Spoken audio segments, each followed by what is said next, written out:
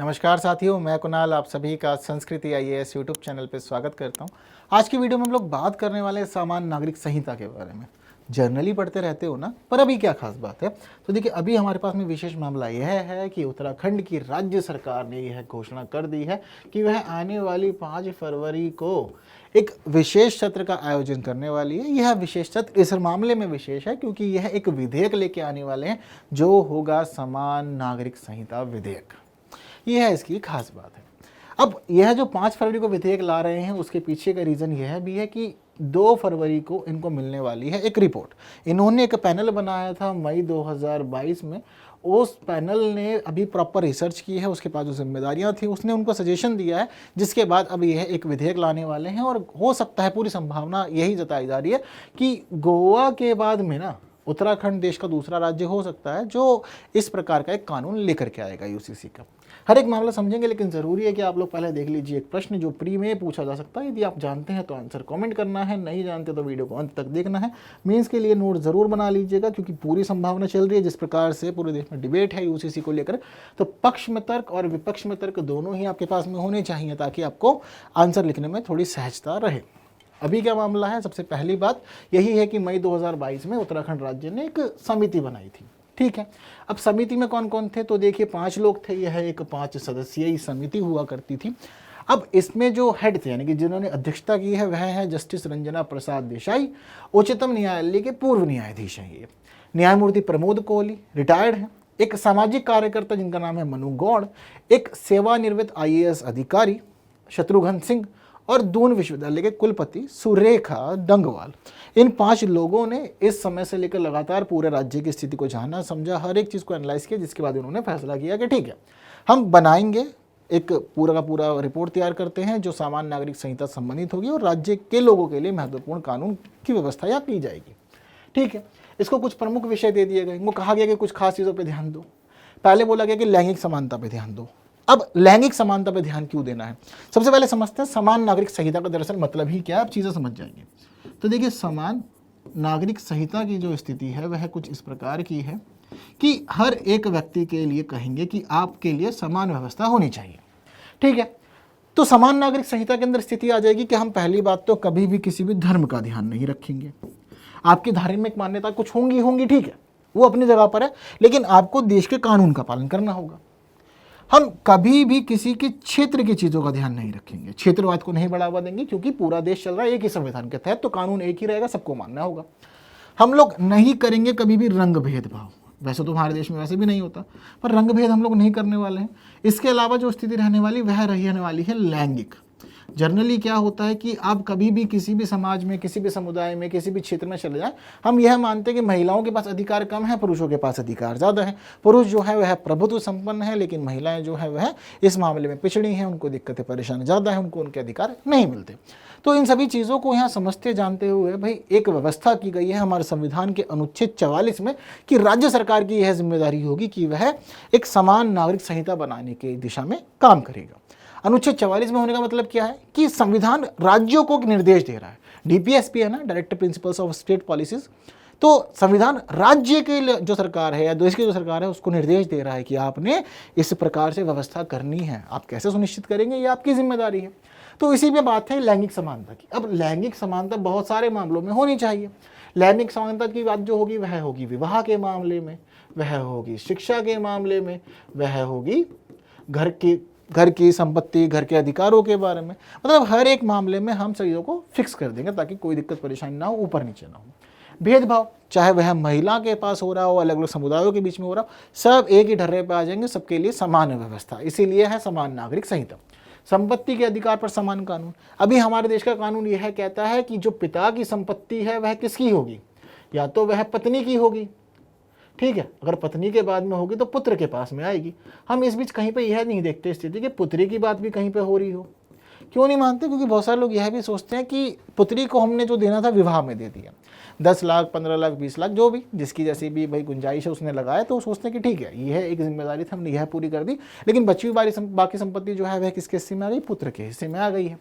तो इस प्रकार से क्या हुआ कि राज्य सरकार ने तब सोचा, कहा कि नहीं, व्यवस्था बराबर होगी, जितनी संपत्ति पुत्र को उतनी ही संपत्ति पुत्री को, दोनों के लिए समान व्यवस्था की जाएगी। गोद लेने के नियमों के अंदर समानता लेके आएंगे। अभी जो भी भेदभावपूर्ण कानून है, जो भी ऊंच नीच देखने को मिल रही है, यहाँ पर हम चीज़ों को व्यवस्थित करेंगे, स्थापित करेंगे। तो ये महत्वपूर्ण क्षेत्र थे, तो दिए गए थे समिति को। समिति ने हर एक चीज़ सोची जानी समझी, लेकिन रिपोर्ट आएगी 2 फरवरी को, और 2 फरवरी को इसकी रिपोर्ट आएगी। उसके आधार पर 5 फरवरी का जो भी विधेयक होगा वह तैयार किया जाएगा। इसके अलावा अब यह माना जा रहा है हमारे देश में कि देखिए जल्द ही हमारे देश में अब लोकसभा चुनाव है, 2024 का चुनाव है, ठीक है। अब स्थिति यही है कि कोई एक तो प्रधानमंत्री बनेगा। कौन बनेगा ये आप सभी मतलब मतदान के माध्यम से निर्धारित करेंगे, ठीक है। यही है हमारे देश की व्यवस्था 2024 के अंदर ये होना।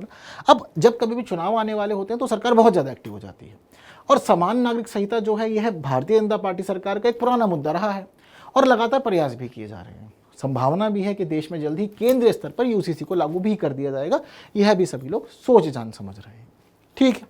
अब इसी प्रकार क्या है कि गोवा में लागू है पहले से, इसी के बाद अब सोच रहे हैं कि उत्तराखंड भी इस तरफ आगे बढ़ गया, यह भी जल्द लागू कर देगा, और इसके बाद नाम चल रहा है गुजरात और असम का कि यह बाद के और राज्य हैं जो इस तरफ काम कर रहे हैं, और इनकी भी पूरी संभावना है कि लोकसभा चुनाव से पहले ही देश भर में लागू कर दिया जाए यूसीसी को, धीरे धीरे करते हो, जो भी मुख्य रूप से भारतीय जनता पार्टी से संबंधित राज्य हैं। कल हम लोगों ने देखा एक राज्य और बिहार, जहाँ पर भारतीय जनता पार्टी की सरकार नहीं थी, मतलब गठबंधन में भी नहीं थी, लेकिन चीज़ें उलट पलट हुई और फिर एक बार नीतीश कुमार इस्तीफा दे करके दोबारा मुख्यमंत्री बन गए थे एक ही दिन के अंदर, ठीक है। तो अभी गोवा के पास यही स्थिति है, बाकी और किसी के पास नहीं है। उत्तराखंड की संभावना है कि दूसरा हो जाएगा, और तीसरे चौथे पे गुजरात और असम का नाम अभी हम लोग देख पा रहे हैं, ठीक है। यूसीसी से जुड़ी हुई खास बात यही है कि सभी के लिए समान कानून, चाहे विवाह हो, तलाक हो, गोद लेना हो, विरासत हो, उत्तराधिकार की बातें हो, सबके लिए समान, हर एक प्रकार से घर के लोग, समाज के लोग, सबके लिए समान व्यवस्था, ठीक है। अब जनरली हम लोग देखते हैं कि अलग अलग धर्म अलग अलग व्यवस्था करते हैं, अलग अलग समुदायों में भी अलग अलग चीज़ें मानी जाती हैं। एक सामान्य व्यक्ति और जो ट्राइबल कम्युनिटी है उन जगह पे स्थितियाँ भी हम लोग अलग अलग देखते हैं, लेकिन समान नागरिक संहिता लागू होंगी तो सबके लिए एक ही सिस्टम हो जाएगा, सब एक ही व्यवस्था के अंदर आ जाएंगे, और फिर सबके लिए ज़रूरी होगा कि आप इस कानून का पालन करें, ठीक। संविधान के अनुच्छेद 44 में कहा गया है कि भारत के समस्त नागरिकों के लिए एक समान नागरिक संहिता लागू करने का प्रयास राज्य के द्वारा किया जाएगा। क्यों चाहिए हमें समान नागरिक संहिता? बहुत सारे लोग पूछते हैं क्यों चाहिए, आवश्यकता क्या है, क्या ज़रूरत है? तो देखिए इसके लिए जवाब रहता है पूरे देश में रहे एक व्यवस्था। हमारा देश अखंड है, एक देश है, और हम सब भारत के नागरिक हैं। हम सबका जीवन चलता है एक ही संविधान के तहत, ठीक है जी। अब उस बीच हमें आवश्यकता है एक कानून की। अभी एक कानून नहीं है, अलग अलग समुदायों के लिए, अलग अलग धर्मों के लिए अलग अलग कानून है, अलग अलग राज्यों ने अलग अलग व्यवस्था बनाई हुई है, और इसको अब एक रूपता में लाना जरूरी है। तो एक रूपता में कैसे ला सकते हैं हम लोग? समान नागरिक संहिता के माध्यम से।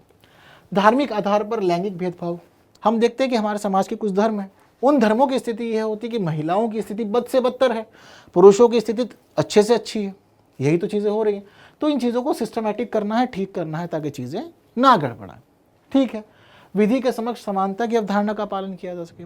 अब हम लोग देख रहे हैं कि अलग अलग लोगों की अलग व्यवस्था कर रहे हैं, या हम लोग अलग अलग अपने समाज के धर्म के कानूनों का पालन कर रहे हैं। तो उससे क्या हो रहा है कि हमारे संविधान का अनुच्छेद 14 कहता है कि विधि के समक्ष समानता होगी, लेकिन अभी जिस प्रकार से एक एकल कानून का अभाव है, तो एकल कानून के अभाव में हम लोग देख लेते हैं कि विधि के समक्ष समानता सुनिश्चित नहीं हो पा रही है, और महिलाओं के समान अधिकारों की रक्षा हमारे देश में नहीं हो रही है। जबकि महात्मा गांधी ने क्या कहा था कि हमारा देश वास्तव में उस दिन आज़ाद होगा जब महिलाएं सड़क पर स्वतंत्र और निडर होकर घूमेंगी।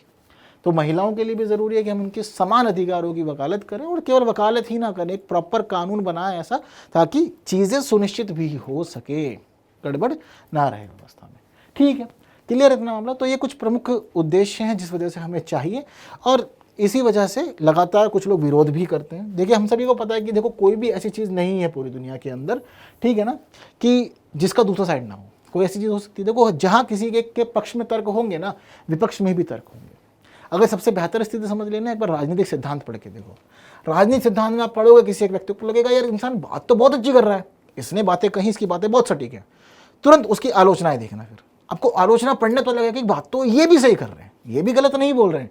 चाहे मार्क्स की बात करें हम लोग, ठीक है, चाहे हम लोग उसके अलावा बात करें रॉल्स के सिद्धांत की, न्याय का बहुत अधिक फेमस है, चाहे हम लोग लॉक की बात करें, हॉब्स की बात करें, रूसो की बात करें, सब A to Z सब ने अपनी थियरीज दी हैं, सब क्रिटिसाइज भी हुए, और दोनों साइड पढ़ के देखो, हाँ दोनों चीज़ ज़बरदस्त है।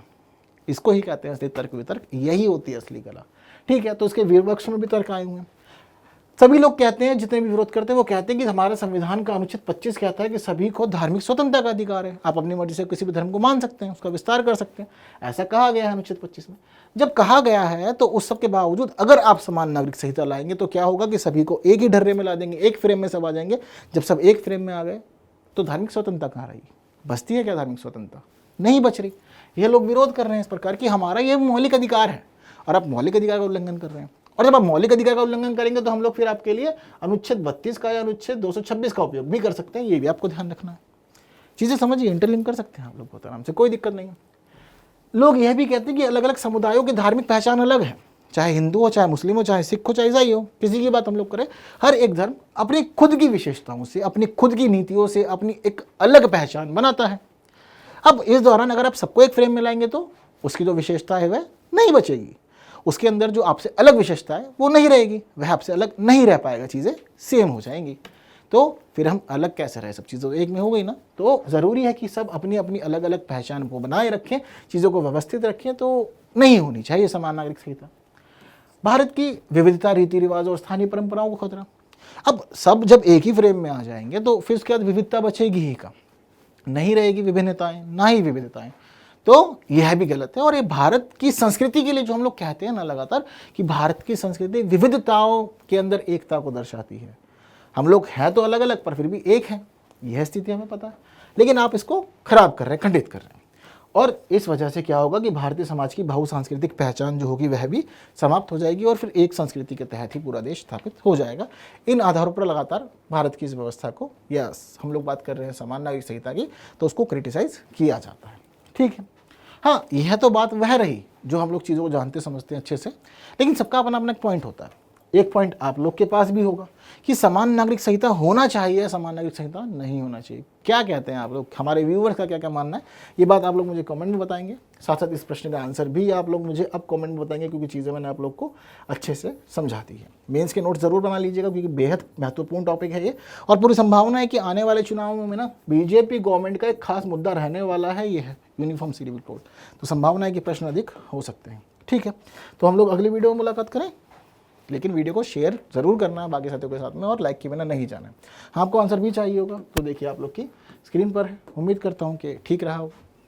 तो अगली वीडियो में मुलाकात करते हैं कुछ नई बातों के साथ। तब तक के लिए विदा दीजिए। Thank you so much.